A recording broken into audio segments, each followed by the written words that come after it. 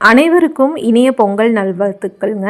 எல்லாருமே சிறப்பாக சந்தோஷமாக இந்த பொங்கல் கொண்டாடி இருப்பீங்கன்னு நம்புகிறேன். நாங்களும் இந்த வருஷம் ரொம்ப திருப்தியாக பொங்கல் கொண்டாடியாச்சுங்க. நம்ம வீட்டு சீர்வரிசையை வச்சு நல்ல ஒரு திருப்தியான பொங்கல் தாங்க இந்த வாட்டி.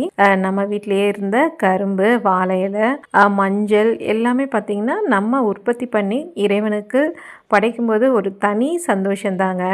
இதெல்லாம் முடிச்சுட்டு சாயங்காலம் பொங்கல் விளையாட்டு விழா கிளம்பியாச்சுங்க. பாப்பா 2 பேருமே பார்ட்டிசிபேட் பண்ணியிருக்காங்க. இருக்கும் அனைவருக்கும் என் முதற்கண் வணக்கத்தை தெரிவித்துக் கொள்கிறேன். இன்று நான் உங்கள் முன் பேச வந்திருக்கும் தலைப்பு தமிழ்நாட்டின் வீரக்கலைகள். அழகான பட்டாம்பூச்சி மேடையில் நிற்கிறது. நான்